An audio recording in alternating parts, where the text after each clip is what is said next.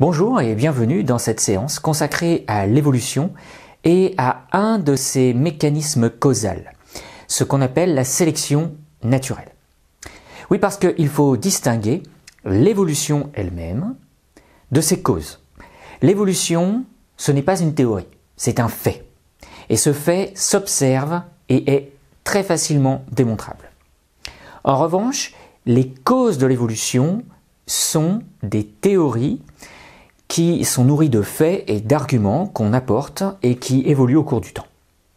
La théorie dominante actuelle s'appelle la théorie synthétique de l'évolution et comme son nom l'indique, elle agglomère plusieurs théories dont la sélection naturelle, mais aussi la dérive génétique, la théorie neutraliste, etc.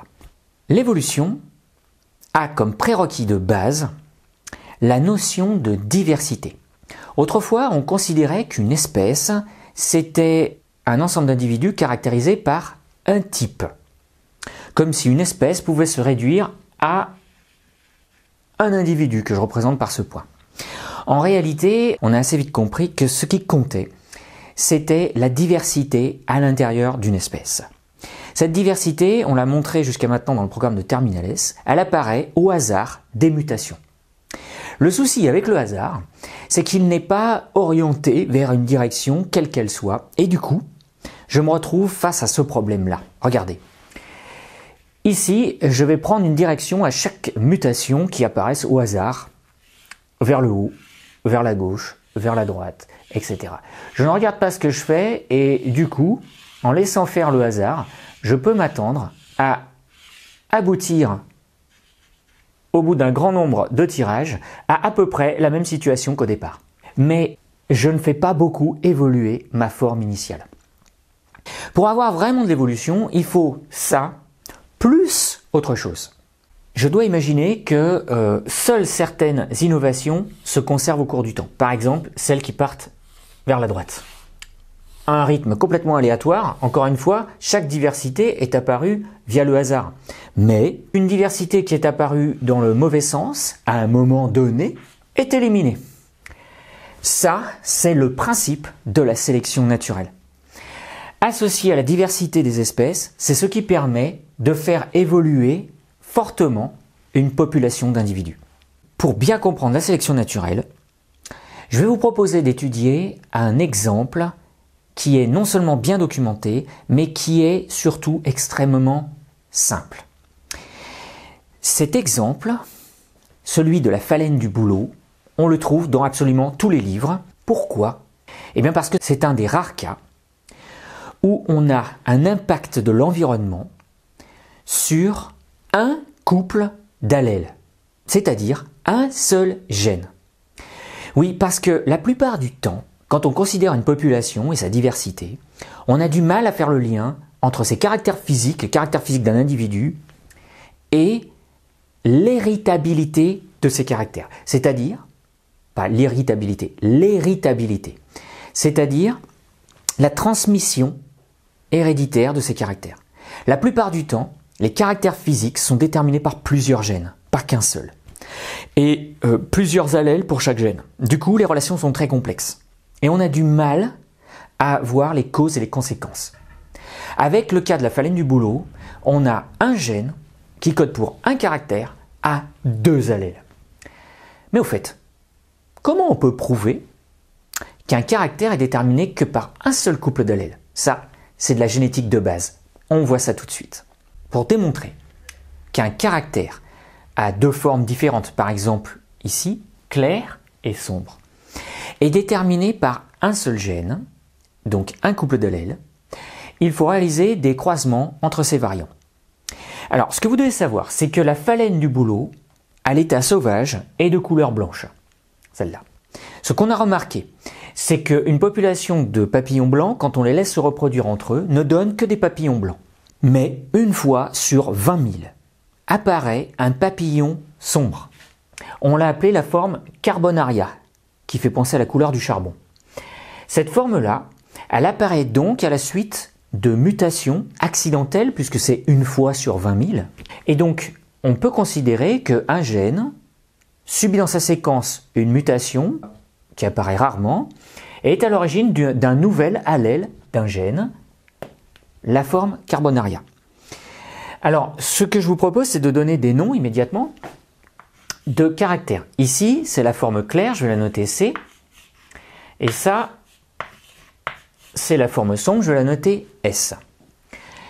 Je pars du prérequis, mais je vais le vérifier, que j'ai un seul gène à l'origine de mon caractère. Je vais donc écrire C sur C, puisque cette lignée-là que j'ai prise au départ est homozygote. Ici, je prends des papillons sombres, donc j'ai vérifié qu'ils étaient aussi homozygotes. Je les fais se reproduire entre eux, les papillons sombres ne donnent que des papillons sombres. Donc ces individus sont homozygotes. J'organise le croisement entre des papillons clairs et des papillons sombres, entre le parent 1 et le parent 2. J'obtiens une lignée fille numéro 1, F1, et là, le phénotype observé est de couleur claire. À 100%. La F1 est homogène, mais elle est à 100% hybride. Du coup, je note clair pour le phénotype et CS pour le génotype. Ici, je constate que seul l'allèle clair s'est exprimé et je considère que l'allèle clair est dominant. Et maintenant, qu'est-ce que je vais obtenir en F2 si j'organise un croisement du type F2 égale F1 fois le parent 2 qui est là. Ce parent 2, je considère qu'il est double récessif, c'est pour ça que je l'utilise. Alors pour prévoir le résultat du croisement, voilà ce que je dois faire. Construire un tableau de croisement, comme celui-là, où j'indique les gamètes des individus F1 et les gamètes des individus P2. Alors P2 c'est facile, il ne produit que S, donc je note S. L'individu F1, lui par contre peut produire ou des gamètes C ou des gamètes S. Et il y a une chance sur deux pour chaque cas. Ce que je prévois donc, à l'issue du croisement, c'est une moitié d'individus de couleur claire et une moitié d'individus de couleur sombre. Donc des proportions 50-50. Et qu'est-ce que j'obtiens quand je réalise vraiment ce croisement? Eh bien j'obtiens exactement ça, c'est-à-dire une moitié de papillons clairs et une moitié de papillons sombres. Ça veut dire que l'idée que le caractère de la couleur du papillon soit contrôlé par un seul gène, elle est vraie, elle se vérifie dans les croisements. Ça, c'est essentiel avant de commencer et de parler de sélection naturelle. Dans la nature, la phalène du bouleau se pose sur des troncs d'arbres. Dans une forêt éloignée des grandes villes et de la pollution des usines en particulier, les troncs de chêne, comme vous avez ici, sont couverts de lichen. Donc les troncs sont très clairs. Et du coup, vous ne voyez pas apparaître la forme claire du papillon qui se trouve en bas à droite. Seul le papillon en haut, très sombre, est visible. Et les oiseaux vont donc avoir tendance à préférer dévorer ces proies plus faciles à observer. Au contraire, dans les grandes villes très polluées, le dioxyde de carbone et la suie de charbon a tendance à détruire les lichens. Les troncs deviennent donc très sombres et en plus ils se couvrent de suie. Et du coup, c'est exactement l'inverse. Cette fois-ci, vous ne voyez plus apparaître le papillon sombre, seul le papillon clair apparaît. Alors, replaçons les choses maintenant dans son contexte historique. Avant la révolution industrielle, on va considérer avant 1849. On connaît dans les forêts quasiment qu'une seule forme, c'est la forme claire. Le pourcentage des formes claires est très élevé par rapport aux formes sombres qu'on n'avait même pas remarquées jusque-là. Mais elles existaient déjà. Après 1849, mais avant les années, on va dire 1950, on remarque que la forme claire disparaît quasiment près des grandes villes comme Liverpool. Au contraire, les formes sombres augmentent fortement. Alors attention, cette relation existe près des grandes villes, mais dans les campagnes, c'est exactement l'inverse. On est toujours dans cette situation-là. Et puis après 1950, quand les industries anglaises ferment toutes les unes après les autres, eh bien la nature redevient beaucoup plus claire, il y a moins de suie et surtout plus de lichen. Du coup, on retrouve une prédominance des papillons clairs par rapport aux papillons sombres. Ces trois graphiques-là montre quelque chose d'essentiel. Il y a de la sélection naturelle là, oui, bien sûr. Les formes claires sont avantagées quand les troncs sont clairs, les troncs d'arbres sont clairs. Mais ce mécanisme n'agit pas sur les individus eux-mêmes, mais sur les populations. Ce sont les fréquences d'individus qui changent là au cours du temps. La sélection naturelle, c'est donc un mécanisme qui s'exerce sur les populations d'individus au sein d'une espèce, et pas sur un individu lui-même. D'accord? Ça, c'est la première chose essentielle. Maintenant, comment on peut expliquer, au fait, ces histogrammes-là et ces variations de fréquence? On peut représenter de manière graphique la distance à Liverpool, par exemple, une grande ville anglaise, mais on aurait pu faire pareil avec Birmingham, par exemple. Et ce qu'on constate, c'est que sur les troncs d'arbres, en forêt ou dans les quelques arbres qui se trouvent à côté des grandes villes, les formes claires sont très faibles près de la ville, et plus on s'éloigne de la ville, plus les formes claires augmentent. Et puisque je suis en pourcentage, j'ai une relation réciproque inverse avec les formes sombres. Pour expliquer ces variations de fréquence, il faut considérer la prédation, c'est-à-dire l'action de l'environnement, dont ici la force est la prédation par les oiseaux. Si je trace la prédation des formes claires, je constate qu'elle est très importante près des grandes villes et qu'elle diminue quand on s'en éloigne, puisque les oiseaux ne voient plus les formes claires une fois qu'on est près des campagnes. Et c'est réciproquement l'inverse, j'ai plus de couleur, il me reste un bleu là, pour la prédation des formes sombres. Et du coup, je comprends quelque chose d'essentiel. La prédation ici, c'est l'environnement. Ça, ces pourcentages-là, c'est la fréquence allélique.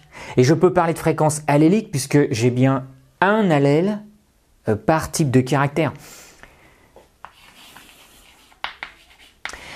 Et je peux dire maintenant que c'est l'environnement ici qui influe sur les fréquences alléliques. Ça induit ça. Ça induit ça. Et donc je peux énoncer la définition moderne de la sélection naturelle. La sélection naturelle, c'est un mécanisme qui favorise les combinaisons alléliques des gènes les plus adaptées à des conditions environnementales données. Et ça se manifeste donc par un plus grand nombre d'individus dans la population, parce que si je favorise certaines combinaisons alléliques, chez certains individus, ces individus auront une descendance plus nombreuse, et donc ma population va augmenter en fonction des conditions du milieu. Voilà, c'est ça la sélection naturelle. Au fait, un dernier détail. La sélection naturelle, on la doit à un homme. Cet homme, c'est Charles Darwin, que vous voyez ici en image, assez jeune d'ailleurs, bien avant qu'il aille faire ses démonstrations avec le Beagle et qu'il écrive son livre en 1859 qui s'appelle « De l'origine des espèces ». Darwin est l'inventeur de la sélection naturelle. Oui, mais Darwin ne connaissait pas les gènes, ne connaissait pas le concept d'allèle, de mutation ou même d'ADN. Il a donc inventé tout ça avant de connaître les gènes. C'est pour ça que la définition que je vous donne n'est pas celle de Darwin, c'est une définition moderne et c'est celle que vous devez connaître pour le baccalauréat. Voilà. Donc je vous remercie de m'avoir suivi. J'espère que vous avez compris ces mécanismes. C'est pas si simple en fait quand on regarde le détail. Et je vous dis à bientôt pour une prochaine vidéo.